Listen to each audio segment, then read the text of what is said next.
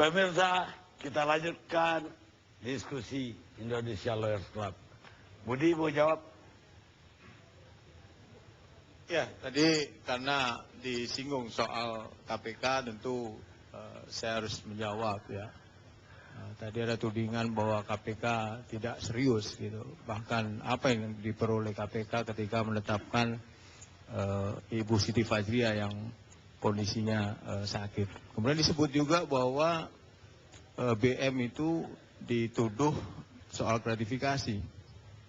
Sampai hari ini tidak ada satupun statement KPK yang menyebut bahwa Pak BM dituduh menerima gratifikasi atau suap ya. Tapi yang disampaikan pimpinan KPK kepada tim WAS adalah dalam penyelidikan Senturi disimpulkan ada tindak pidana korupsi, di mana di sana ada unsur-unsur penyalahgunaan kewenangan yang akhirnya menimbulkan kerugian negara. Itu disampaikan oleh pimpinan KPK pada tim WAS Senturi ya. Ini perlu pemirsa mengetahui ya. Jadi tidak pernah satupun statement yang keluar dari KPK bahwa BM itu dituduh menerima gratifikasi. Jadi ini harus clear.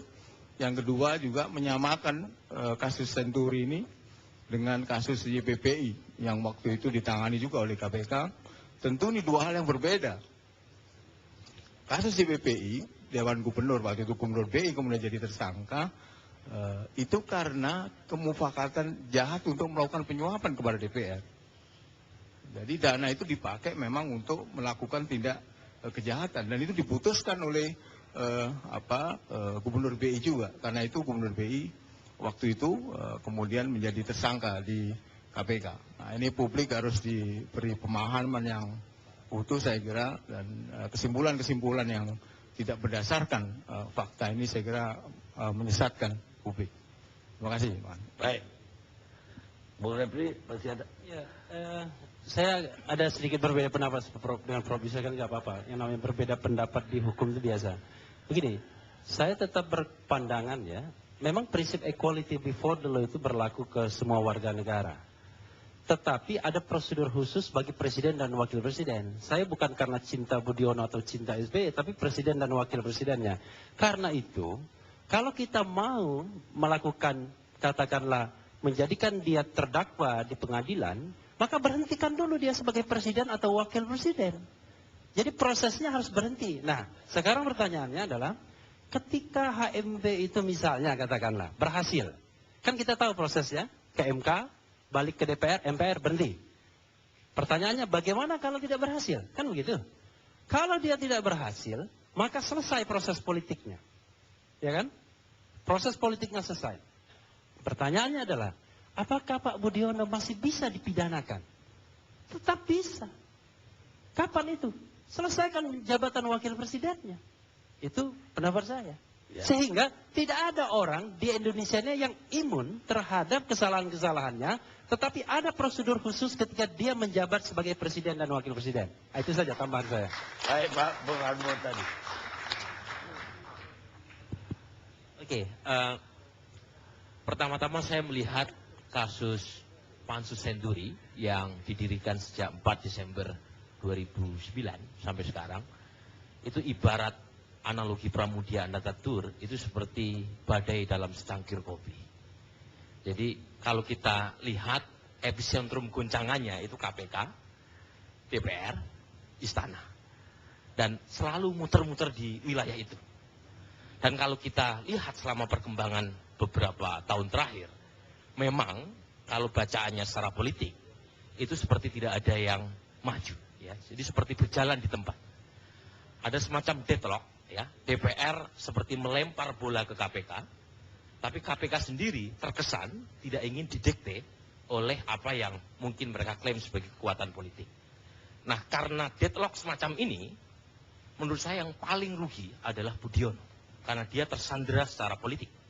Vonis politik, stempel politik sudah jatuh sejak Pansus dibawa ke sidang paripurna, dan sidang paripurna DPR memutuskan opsi C. Ya, secara politik, Budiono, Sri Mulyani sudah bersalah. Tetapi secara hukum, sampai sekarang terkatung-katung. Dan yang dirugikan selain Budiono, Partai Demokrat. Jadi Partai Demokrat tersandera secara elektoral. Dan buat saya ada satu hal yang menarik secara politik. Ketika sidang paripurna memutuskan opsi C dan syarat untuk membawa ke hak menyatakan pendapat masih sangat berat, menurut saya disitulah peluang buat Partai Demokrat untuk memajukan dari angket ke hak menyatakan pendapat. Karena secara politik pada masa itu, Partai Demokrat dengan pendukungnya pasti menang. Dan kalau misalnya menang, kasus politik Budiono ditutup. Ya. Dan itu memberikan satu keuntungan, pertama buat Budiono, kedua buat Partai Demokrat untuk tidak berlarut-larut di dalam sandera ini. Dan kalau kita hitung per 1 tahun setengah ya, hingga 2014, saya kira apa yang terjadi, Partai Demokrat berada di dalam posisi yang serba salah. Kalau misalnya mereka menunggu kasus hukum, stempel politik sudah jatuh. Dan saat yang sama, ada keuntungan elektoral buat partai-partai non-demokrat, setidaknya ini bisa menjadi semacam tunggaan politik yang gagal diselesaikan oleh Partai Demokrat. Ini yang pertama. Yang kedua, kalau tadi judulnya ya disebut bahwa Budiono di ujung tanduk. Menurut saya masih jauh untuk di ujung tanduk secara politik. Ya. Pertama, ya kalau kita melihat banyak sekali yang U-turn nih, beberapa partai yang awalnya begitu keras, setidaknya disuarakan oleh beberapa elemen untuk menyuarakan hak menyatakan pendapat, belakangan itu seperti melakukan politik balik arah. Dan itu biasa dalam politik, siapa dapat apa dan bagaimana caranya. Itu biasa sekali, itu definisi politik purba yang dibilang oleh Laswell. Ya. Tapi poin saya kira-kira, kalau mengajukan kondisi sekarang, di mana posisi untuk menyatakan pendapat jauh lebih mudah sebelum MK mengabulkan gugatan Bambang Susatyo dan kawan-kawan, menurut saya memang peluang lebih besar ada di tangan mereka yang mengusung opsi C. Cuma, ya, ini kan ada tarik-menarik ya. Di satu sisi, kalau misalnya Budiono berhasil dijatuhkan, persoalannya adalah siapa yang dapat insentif politik paling besar. Kalau tidak salah, tolong koreksi, pasal 8 ayat 2 Undang-Undang Dasar 45 memberikan peluang kalau misalnya terjadi kekosongan dalam waktu 60 hari, ya, 60 hari MPR menyidangkan, memilih siapa wakil presiden dari 2 nama yang diusulkan oleh presiden. Nah, dari situ menurut saya ada tarik-menarik mereka yang awalnya begitu nyaring, vokal, menyuarakan hak menyatakan pendapat. Jika misalnya yang dapat insentifnya dari 2 nama yang dicalonkan SBY itu salah satu elit partainya, tentu akan membuat peta politik berubah. Dan Anda bisa cek misalnya sampai sejauh ini belum ada ya fraksi kecuali Hanura ya yang secara terang benderang definitif menyatakan, menyuarakan dan melanjutkan hak menyatakan pendapat. Jadi menurut saya satu, ada pertimbangan elektoral dan yang rugi adalah Partai Demokrat. Dan semakin lama proses ini tidak terselesaikan secara politik, KPK juga belum tuntas secara hukum, menurut saya disitulah peluang dan celah terjadinya barter dan negosiasi politik. Jadi semakin lama proses sandera ini berlangsung, maka proses negosiasi politik yang melibatkan transaksi di belakang layar justru makin terbuka. Baik, terima kasih. Sekarang Pak. Terima kasih. Saya rasa perlu ya untuk mengingatkan bahwa sudah ada beberapa lembaga tinggi negara maupun pemerintah yang menyatakan bahwa bailout Bank Senturi ini salah, ada indikasi kerugian negara. Tersangkanya siapa dan mana itulah yang menjadi persoalan. BPK dengan audit investigasi dan audit forensiknya sudah mengatakan seperti itu, ada pelanggaran dan kerugian negara. DPR dengan opsi C-nya mengatakan kebijakan maupun pelaksanaannya salah. Saya ingin ingatkan lagi bahwa Kejaksaan, Kepolisian, dan Mahkamah Agung juga sudah pernah menyeret dan memutus beberapa tersangka dalam kaitan dengan Bank Senturi ini. Justru malah KPK itu yang paling terakhir. Dan terus terang aja terima kasih ada kemajuan sedikit tapi terkesan lelet dan ragu-ragu. Itu pun karena ada setiap kali kemajuan sehabis pertemuan dengan tim BUAS Senturi DPR. rasanya kalau nggak ada tim puas Senturi DPR, saya curiga jangan-jangan nggak ada kemajuan apa-apa. Nah, memang korupsi menurut yang terakhir ini sudah ada tersangkanya yang tadi sudah dianalisis oleh Pak Yusril, ya, Bu Siti Fajriah, dan Pak Budi Mulya, ya, dua orang yang sudah terkapar istilahnya secara politis gitu ya. Jadi saya percaya bahwa lembaga-lembaga tinggi tadi itu cukup kredibel, ya, dan karenanya skandal Senturi ini nggak boleh buntu atau dibuntukan seperti sekarang ini. Ya. KPK itu mestinya harus menfokus pada aktor utama atau dalang utamanya. Yang dalam hal ini dari proses yang kita ikuti waktu di Opsi C itu, yang kelihatan sangat bersemangat dan memaksakan, itu memang Gubernur BI pada saat itu. Maka waktu ada penjelasan-penjelasan yang tadi bagi saya sungguh agak menggelikan juga gitu. Kelihatan agak, karena gini, dilihat dari latar belakang ya. Pembobolan bagi saya ini latar belakang pelaku utamanya Gubernur BI saat itu, yang hanya saya selalu mengingatkan beberapa minggu sebelumnya berusaha membobol melalui bailout Bank Indofer. Itu pada saat-saat yang sama, kira-kira 1-2 minggu sebelumnya. Gagal di rapat paripurna pembobolan Bank Indofer itu, ya. Kemudian waktu itu alasannya sama dengan dongeng yang sekarang suka didengerin anak-anak yang, mohon maaf, saya bukan orang awam, bukan orang bodoh. Dan jangan mengira bahwa seolah-olah Pak Budiono yang tahu menyelamatkan dan paling bertanggung jawab mengenai ekonomi Indonesia ini. Waktu Indofer itu ceritanya juga serem. Akhirnya tidak diberikan itu. Ya nggak ada apa-apa yang terjadi itu. Dongeng itu ceritanya gombal 100% itu. Ya, gombal bohong dinyanyiin, didongengin. Kalau itu waktu itu diberikan pasti akan cerita. Walaupun kita keluar sekian triliun, tapi ekonomi Indonesia selamat gitu lah. Gagal ini.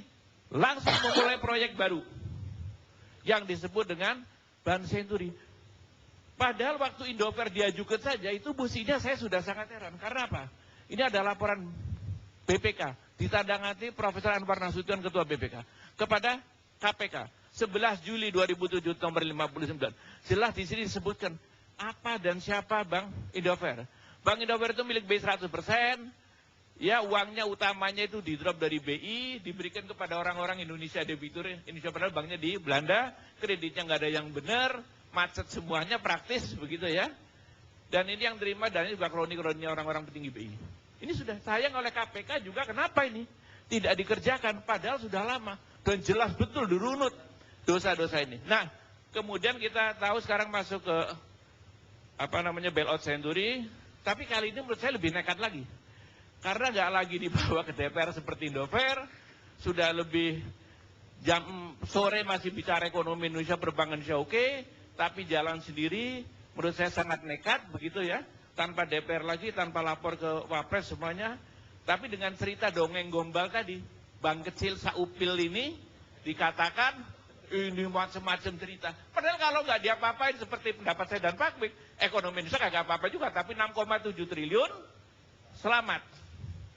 Nah kalau saya melihat motif, kata Pak Yusril tadi, motif dan latar belakang, mohon maaf saya tidak ada menyerang pribadi orang.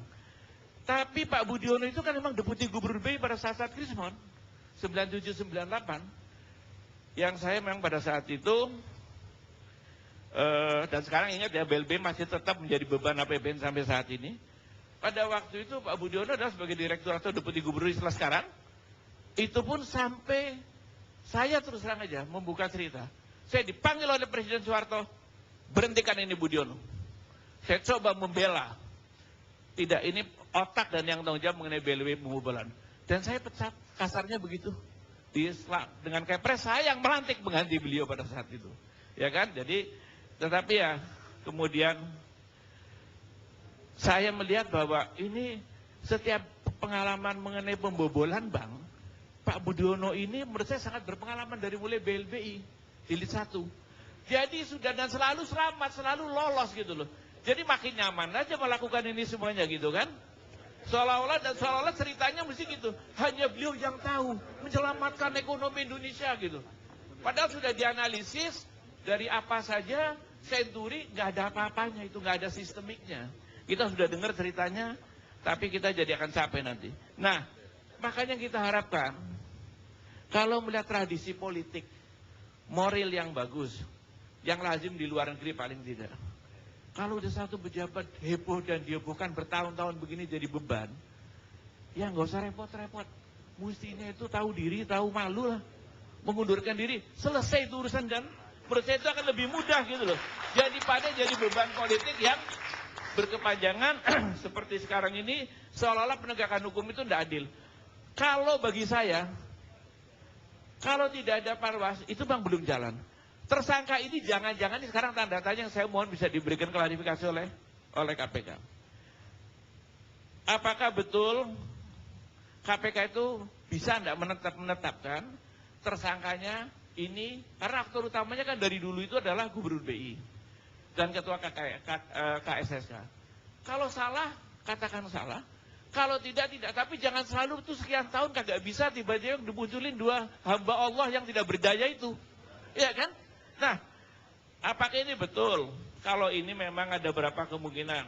Proses impeachment berjalan, misalnya kalau dia jadi tersangka, apakah dia akan mundur? Ya, dan saya rasa nggak akan ada fraksi itu yang berani. Kalau memang KPK terang-terangan mengatakan dia bebas, dia tidak salah, selesai. Alhamdulillah. Kalau dia mengatakan dia tersangka, mana ada fraksi yang akan berani membela? Pasti akan dibilang fraksi itu adalah koruptor friendly, kan nggak mungkin kan? Jadi saya kira mengundurin diri itu adalah satu hal yang memang elegan menyelesaikan masalah yang berhiruk-pikuk ini. Nah, saya juga ingin menanyakan apakah betul ada cerita nih dari kawan-kawan. Mudah-mudahan nggak betul. Betulkah dokumen-dokumen yang berkaitan dengan Senturi itu banyak yang hilang di KPK? Wallahu a'lam. Daripada saya dengar gosip, saya tanya. Kalau betul, soalnya kalau betul ini nasibnya sama dengan dokumen Bank BLBI dulu, kasus BLBI, yang banyak lenyap. Atau ada pertanyaan begini, benarkah KPK memilih dua tersangka yang lemah ini karena sudah khawatir janjinya udah 1 tahun. Jadi naiklah ke penyidikan daripada semuanya diminta mundur. Kalau mundur harus semuanya kolektif kolegial, jangan mundur satu yang lain ngarepin jadi ketua. Jangan dong. Apakah itu? Apakah memang ini cerita makan bubur panas? Mulai dari yang lemah dulu supaya nanti nyampe ke pusatnya, ke tengahnya. Saya memang tidak begitu terakhir, tapi ingin mengatakan ini. Saya kira Timbas itu perlu diperpanjang. Sebab setiap kemajuan setelah pertemuan dengan Timbas Senturi. Kalau tidak, saya kira sudah tidur lelap, nggak ada kemajuan apa-apa. Sekian, terima kasih. Pak Kwi. Habis. Sebetulnya segala sesuatu yang dikatakan tadi itu sudah sangat jelas, oleh karena kita sudah mengalami laporan audit investigasi oleh BPK, ada notulen rapat yang panjang lebar dan tercatat rapi, ada suaranya, lalu ada pemeriksaan dan dengar pendapat dengan tim 9 segala. Lalu kemudian seluruhnya yang dibicarakan di sini sebenarnya urusan pohon-pohon sehingga hutannya tidak terlihat. Nah, lalu sekarang yang penting untuk saya adalah, saya hanya ingin minta supaya para hadirin yang ada di sini itu kalau nanti malam menjelang tidur dan berdoa kepada Tuhan, dia mengatakan kepada Tuhan, Tuhanku, sebetulnya hati nurani saya yang sebenarnya itu mengatakan begini. Coba, tolong masing-masing mengatakan itu. Oleh karena ini sangat jelas sekali dari laporan yang tebal, saya membuat buku ini 2 tahun yang lalu. Dari buku ini saya membuat 1 halaman. Saya akan membacakan dengan cepat bahwa Senturi ini adalah suatu kejadian yang luar biasa. Yang kalau ini dibaca oleh siapa saja, ini sangat memalukan bangsa Indonesia. Bagaimana ada satu bangsa yang mengalami satu bank seperti ini, kemudian perdebatannya mengenai pohon-pohon yang kecil-kecil seperti ini, yaitu proses kelahirannya sudah bermasalah. Akuisisi dan merger dilakukan dengan banyak masalah. Segera pelanggaran-pelanggaran oleh Bank Senturi yang baru berdiri dilakukan. KAR negatif 132% setelah surat-surat berharga dikoreksi. Surat-surat berharga direkayasa sampai KAR menjadi 2,35%, tetap saja di bawah ketentuan 8%. Peraturan Bank Indonesia diubah menjadi asalkan di atas 0%. Yang mengubah Budiono ketika zaman IMF ngotot harus 8%. Dan dia mengerti betul dan sangat fanatik terhadap ketentuan Base Bank for International Settlement. Tapi dengan mudah merubah asal di atas 0%. KAR bank-bank lain antara ketika itu 10,39% dan 476,34%. FPJP yang diperjanjikan sebesar 467,99 miliar tidak secure. Rapat KSSK tanggal 14, 17, 18, dan 19 November terang benderang. Di situ jelas, kecuali unsur BI, semua yang hadir meragukan apakah itu sistemik, termasuk Sri Mulyani. Kedudukan Marsilam sebagai apa? Hanya narasumber, tetapi begitu penting. Dikatakan bahwa SBY tidak tahu, tetapi ada laporan dari Sri Mulyani di dalam rapat dikatakan bahwa dia akan melaporkan kepada Pak SBY, tetapi masih di San Francisco. Jauh hari sebelumnya diketahui. Presiden de facto oleh karena Pak SBY di luar negeri tidak diberitahu. Yang oleh Pak JK disebut operasi senyap. Peserta rapat banyak yang tidak sepakat bahwa ini adalah sistemik. Menkyu meragukan, lihat halaman 9, saya tidak akan membacakan karena waktu tidak ada dan semuanya toh ada di buku yang sudah dibagikan. Alternatif solusi ada 4, sama sekali tidak digubris. Surat kepada kakaknya tidak ada, tapi tulis surat kepada kakak minta bailout. Lalu kemudian Budiono tidak mengizinkan rapat ditunda beberapa jam.